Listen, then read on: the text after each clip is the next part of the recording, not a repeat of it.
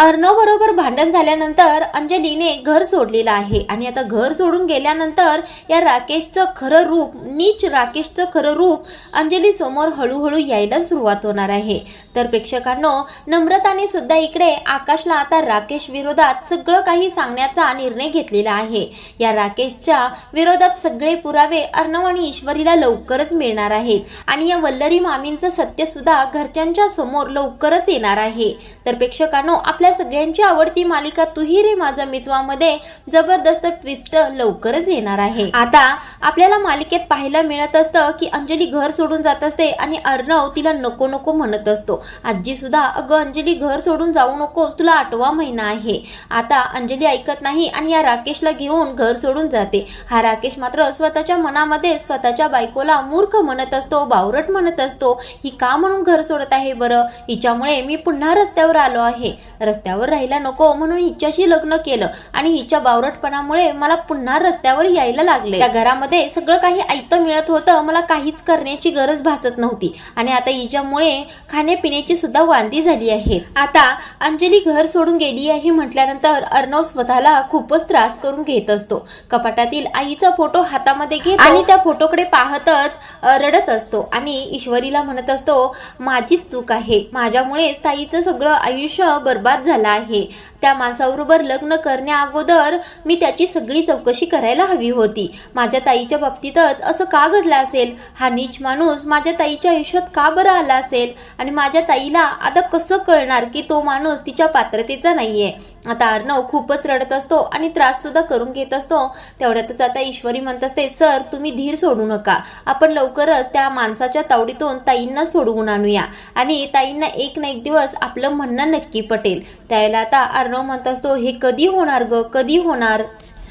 आता अर्णव इकडे ईश्वरीच्या खांद्यावर मान ठेवूनच रडत असतो। तो स्वतःलाच त्रास करून घेत असतो आणि म्हणत असतो, अंजली ताईचं आयुष्य माझ्यामुळेच बर्बाद झालं आहे। त्यावेळेला ईश्वरी अर्णवला शांत करण्याचा प्रयत्न करत असते।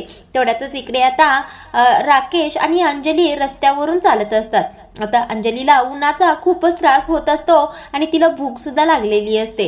आता हा राकेश वारंवार मनातल्या मनातच या अंजलीला शिव्या घालत असतो, बावरट म्हणत असतो, मूर्खच आहे असं देखील म्हणत असतो। आता अंजली राकेशला म्हणत असते, अहो आपल्याला राहण्यासाठी एखादं ठिकाण पहा ना, एखादी रिक्षा पहा, म्हणजे आपण जाऊया। त्यावेळेला राकेश म्हणतो, अगं आपण कुठे जाणार बरं? म्हणजे माझं कुठेच इथे घर नाहीये। आता अंजली म्हणते, अहो आपण एखाद्या तुमच्या मित्राच्या घरी तात्पुरतं राहायला जाऊया ना, मग आपण ठरवूया पुढे काय करायचं ते। त्यावेळेला आता राकेश म्हणतो, मनातल्या मनातच म्हणतो, या बावरट बाईला आता काय सांगायचं, माझे तर सगळे मित्र गुंडच आहेत आणि माझ्या एखाद्या मित्राजवळ नेलं असतं हिला, पण माझं खरं रूप हिला कळायला वेळ लागणार नाही की मी वकील तर नाहीच आहे आणि हिला पूर्णपणे मी फसवलं आहे। त्यावेळेला आता अंजली म्हणते, अहो शांत का झालात, बोला ना, जाऊया ना आपण तुमच्या एखाद्या मित्राच्या घरी। त्यावेळेला राकेश म्हणतो, अगं तसा माझा कोणीच मित्र नाहीये आणि एक मित्र होता पण तो कामानिमित्त बाहेर गेला आहे। त्यावेळेला आता अंजली म्हणते, बरं ठीक आहे, मग आपल्याकडे आता काहीच पर्याय नाहीये, आपण एखाद्या हॉटेलमध्ये थांबूया। आता हे ऐकून हा राकेश स्वतःच्या मनात पुन्हा बोलायला सुरुवात करतो, अरे बापरे, हिला हॉटेलमध्ये राहायचं आहे का? चांगलं एसीचं घर सोडून हिला हॉटेलमध्ये राहायची हौस आली आहे। हॉटेल म्हटलं की मोठा खर्च आला आणि या बावरटबाईवर कोण खर्च करायला मोकळा आहे बरं? त्यावेळेला आता हा राकेश इतका मूर्ख असतो, नीच असतो की हे अंजलीला अजिबातच कळत नसतं। आता अंजली म्हणते, अहो काय विचार करताय, बोला पटकन, जाऊया ना आपण। त्यावेळेला राकेश म्हणतो, अगं हॉटेलमध्ये राहणं आपल्याला परवडणार नाही, त्यापेक्षा आपण एखादी भाड्याने खोली बघूया। त्यावेळेला अंजली म्हणते, हो हो ठीक आहे, चालतंय, आपण बघूया। त्यावेळेला राकेश आता तिथेच अंजलीला म्हणतो, तू इथे थांब, पुढे एक बिल्डिंग आहे, तिथे आपल्याला रूम मिळते का ते मी पाहून येतो। आता हा राकेश इतका मूर्ख असतो की आपल्या गरोदर बायकोला उन्हामध्ये बसूनच स्वतः तेथून आता हा राकेश रूम पाहण्याच्या कारणाने इकडे स्वतःचं पोटपूजा करत असतो। आता या राकेशला तेथीलच नाश्ता सेंटर पाहून कंट्रोल होत नाही आणि तिथे जाऊन गबागब स्वतः नाश्ता करतो। आता स्वतःच्या मनातच नाश्ता करत म्हणत असतो, मूर्ख बाई आहे ही, माझी बायको म्हणजे निव्वळ बावरट आहे, बसू दे उन्हातच तिला, आता कळू दे तिला घर सोडण्याचे काय परिणाम होत आहेत ते। असं म्हणून हा राकेश स्वतः मात्र नाश्ता करत असतो. त्याला त्या अंजलीची आणि बाळाची काही सुद्धा पडलेली नसते. आता अंजली मात्र इकडे उन्हात बसलेली असते. तिचा जीव अगदी कासावीस झालेला असतो. तेवढ्यातच तिथे एक माणूस असतो. आता अंजलीला खूपच त्रास होत असतो म्हणून तेथूनच एक माणूस निघालेला असतो. त्या माणसाला विचारत असते, अहो तुमच्याकडे पाणी आहे का? त्यावेळेला तो माणूस म्हणतो, हो आहे की. त्यावेळेला अंजली म्हणत असते, मला थोडं द्याल का तुम्ही पाणी? त्यावेळेला तो माणूस म्हणत असतो, अहो तुम्ही तर अंजली ताई आहात ना? त्यावेळेला अंजली म्हणते, हो मी अंजलीच आहे, पण तुम्ही मला कसं ओळखता बरं? त्यावेळेला तो माणूस म्हणतो, अहो मी तर सात्विक फॅशनमध्ये काम करतो ना. अर्णव सरांच्या बरोबर तुम्हाला पाहिलं होतं आम्ही ऑफिसमध्ये. अर्णव सर तर देव आहेत देव, त्यांच्यामुळे माझं आयुष्य आज सुखी झालं आहे. आता अंजलीला तो माणूस पाणी देतो आणि बसून प्या असं सांगतो. आता अंजली सुद्धा घटाघट पाणी पिते. अंजली खूपच त्रस्त झालेली असते ते त्या माणसाला दिसते. तो माणूस आता म्हणतो, ताई तुम्ही खूपच थकलेल्या दिसत आहात, तुम्ही थोडं काहीतरी खाऊन घेणार का? आता अंजली सुद्धा खूपच भुकावलेली असते. त्या माणसाचा डबा घेते आणि 2 घास खाते.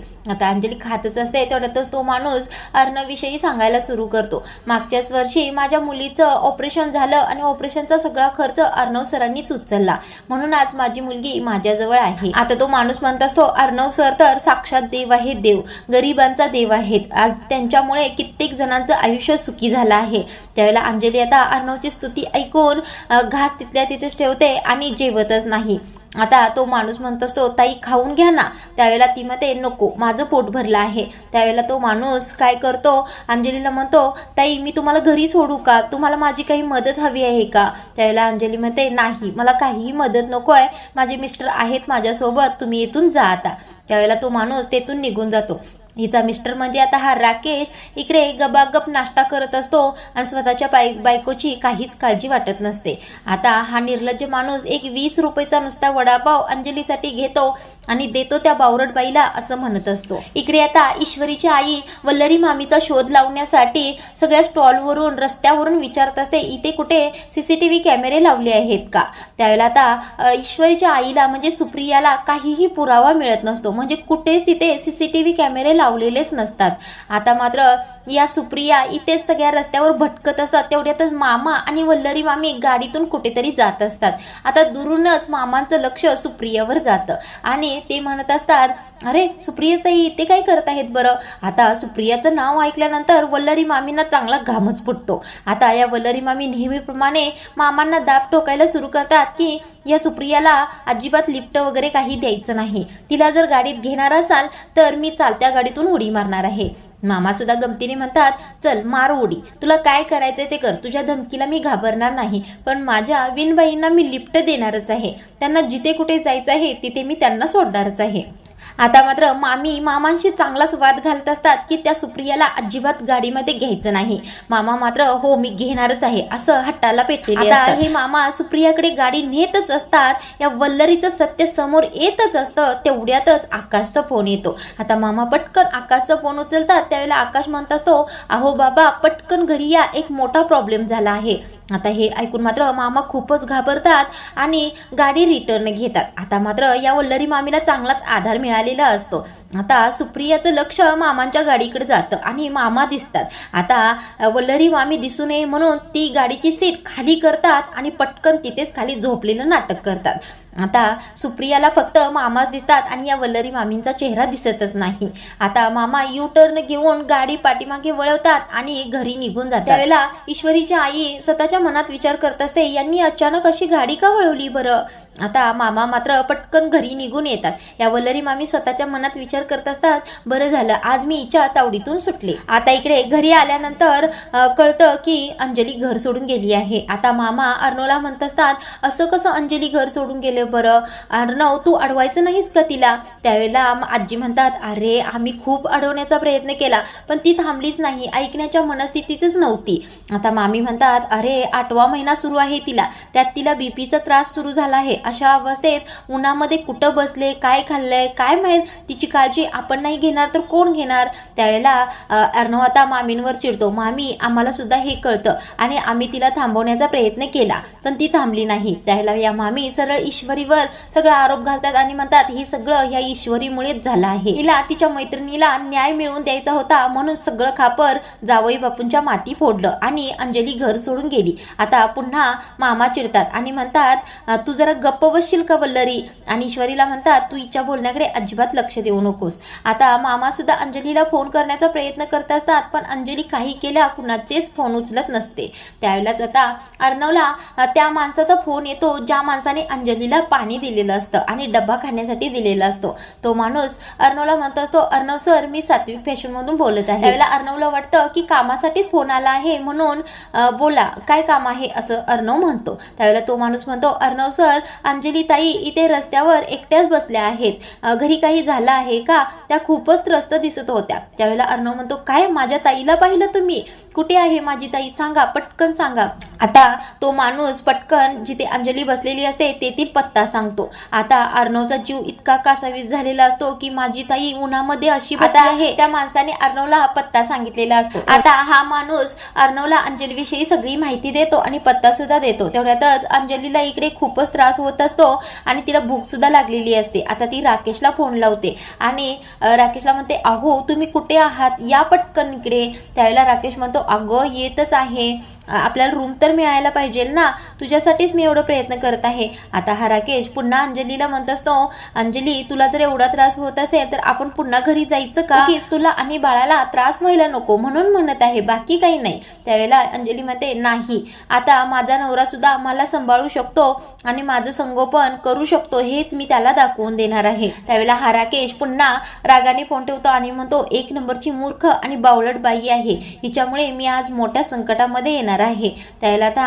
अंजलीसाठी हा राकेश 20 रुपयाचा वडापाव घेऊन येतो आणि तिला खाण्यासाठी देतो. इकडे आता आकाश नम्रताला भेटायला आलेला असतो आणि नम्रता स्वतःच्या मनातच विचार करत असते आकाश सरांना राकेशच्या विरोधात सगळं काही सांगून टाकू का, हा राकेश किती नीच आहे, खालच्या तराचा माणूस आहे हे सांगू का आकाश सरांना. आता नम्रता सगळं काही आकाशला बोलणार असते. तेवढ्यातच ईश्वरीची आई तेथे येते आणि ईश्वरीची आई स्वतःच्या मनात विचार करत असते नम्रता होणारा नवरा आहे म्हणून त्या राकेश विषयी सगळं काही खरं खरं सांगून टाकेल आणि पुन्हा त्यांच्या घरामध्ये प्रॉब्लेम सुरू होतील. म्हणून ईश्वरीची आई पटकन नम्रता काय सांगत आहेस बरं तू असं म्हणून हाक मारते. त्यावेळेला नम्रता आता शांतच बसते. आता ईश्वरीची आई नम्रताला म्हणत असते अगं काय तुम्ही बोलत आहात बरं, आणि आकाशला म्हणत असते आकाश जोपर्यंत तुमच्या घरातील वाद मिटत नाही तोपर्यंत तुम्ही दोघांनी असं सतत भेटणं बरं दिसत नाही. आता आकाश आणि नम्रता सुद्धा तिचं ऐकतात आणि थोडे शांतच होतात. तर प्रेक्षकांनो पुढील भागामध्ये आपल्याला पाहायला मिळणार आहे की ईश्वरी आणि अर्णव पटकन धावत जिथे पत्ता सांगितलेला असतो तिथे अंजली जवळ जातात आणि अंजलीला पुन्हा समजूत घालण्याचा प्रयत्न करत असतात की ताई घरी चल, ताई घरी चल, तुझं आणि तुझ्या बाळाचं होणारं हाल आम्हाला पाहवत नाही, मी तुझी माफी मागतो, वाटल्यास पुन्हा माझ्या हातून अशी चूक होणार नाही. त्यावेळेला अंजली घरी जाण्यासाठी साफ नकार देते. हा राकेश आता एका अडगळीच्या खोलीमध्येच अंजलीला नेतो जिथे खूप सारी घाण पडलेली असते. त्यावेळेला अंजली म्हणत असते आपण थोडीशी धूळ साफ करूया का. त्यावेळेला हा राकेश अंजलीवर खूप जोराने ओरडतो आता साफ करायची ही वेळ नाहीये, मला खूप कंटाळा आला आहे असं बोलतो. आता हळूहळू अंजलीला राकेशचं सगळं सत्य कळायला सुरू होणार आहे. या राकेशची चिडचिड अंजलीवर झाल्यानंतरच तिला कळणार आहे की हा राकेश किती नीच आणि खालच्या थराचा माणूस आहे. तर प्रेक्षकांनो आपल्या आवडती मालिका तू ही रे माझं मित्वामध्ये आता या वल्लरी मामींचं आणि राकेशचं सत्य पुराव्यासहित ईश्वरी आणि अर्णव सगळ्यांसमोर आणणार हे नक्की, आणि तेच पाहणं खूपच रंजक ठरणार आहे. तर प्रेक्षकांनो नियमित आपल्या आवडत्या मालिकेचे रिव्ह्यू पाहण्यासाठी आपल्या चॅनलला सबस्क्राईब करून ठेवा.